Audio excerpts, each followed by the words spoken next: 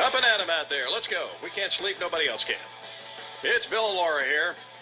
And you're not supposed to skip breakfast. That's what we've been told all these years. Most important meal of the day. That's right. That's your fuel for the day. In fact, we're even told if you want to have dessert at breakfast. So so you can burn those calories the rest of the day or whatever. So skipping breakfast may not be so bad for the diet after all. Author of Sugar Rehab, Dr. Gerald Edelman, is on the line here with us to tell us more about it. Good morning, Doctor. Good morning. How are you? All right, sir. So what's this deal about skipping breakfast is not such a bad thing? They looked at weight, and they showed that obese people that went on a diet that skipped breakfast lost as much weight as those that didn't. We don't really know any of the other details. Breakfast means breaking a fast. So I don't care when you break the fast. I mean, if you break it at 6 in the morning or you break it at 11, but at some point you're going to eat. And I think what you eat is more important than when you eat it. And so you mentioned something about dessert in the morning? Yeah. That would be an no. Well, listen, if you're going to have one, you know, it's better to have it at breakfast so you at least burn the calories the rest of the day. Yeah, no, I get that. But see what happens when you eat sweets in the morning, like let's say you eat a couple of donuts, is your blood sugar goes up, then it goes down pretty rapidly. And then you're hungry again, usually for more sweets because they're addicting. Sugar is an addiction. So that's why I call the book Sugar Rehab. Yeah.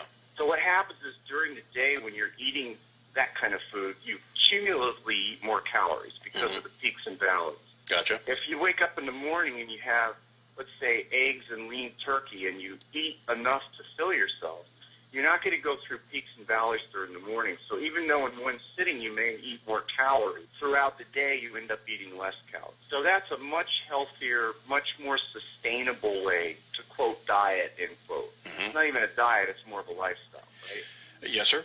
We're talking about Dr. Gerald Edelman and author of Sugar Rehab. Doctor, what do you recommend for breakfast? A lot of people think, oh man, this oatmeal or this cream of wheat or whatever is great.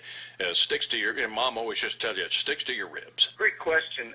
If you're trying to lose weight, don't eat cereal in the morning. Generally speaking, most cereals are immediately convert to sugar in the bloodstream.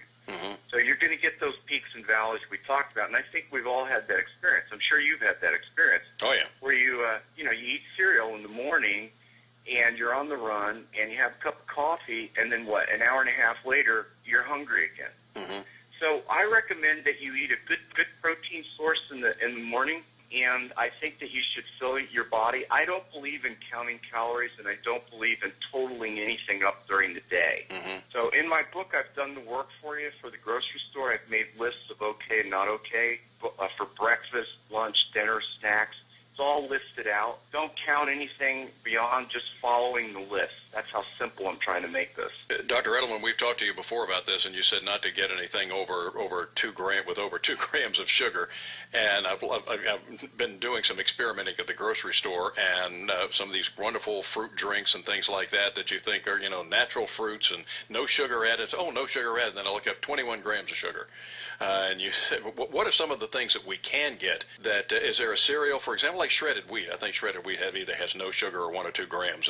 Would that be okay? Yeah, that's a great question. So again, if you follow the rules of the book and you buy cereals that have 0 added sugar and they're whole grain and they're high in fiber, you can eat those. I don't like using those as a staple of food, especially if you want to lose weight, because I don't think that source of energy, that kind of cereal, is sustainable through the day. I think you're going to end up eating more during the day. Right. Okay. So I'd rather see folks feed themselves some good protein, maybe some good healthy fat sources. Okay. Very good. Dr. Edelman, thanks for the advice, and we'll check it out. Sugar Rehab is the book. Thank you, sir. Yeah, I love being on your show. Thanks. Always a pleasure. Thank you, sir. Dr. Gerald Edelman, author of Sugar Rehab, checking in with us from the Expert Building in Dallas. We have a lot of experts from Dallas, and so I'm figuring this must be a big building. There's this experts, and that's where they go. It's a hot spot. Yes, it is. At News Radio 1290 and 97.7 WTKS. Traffic and weather together.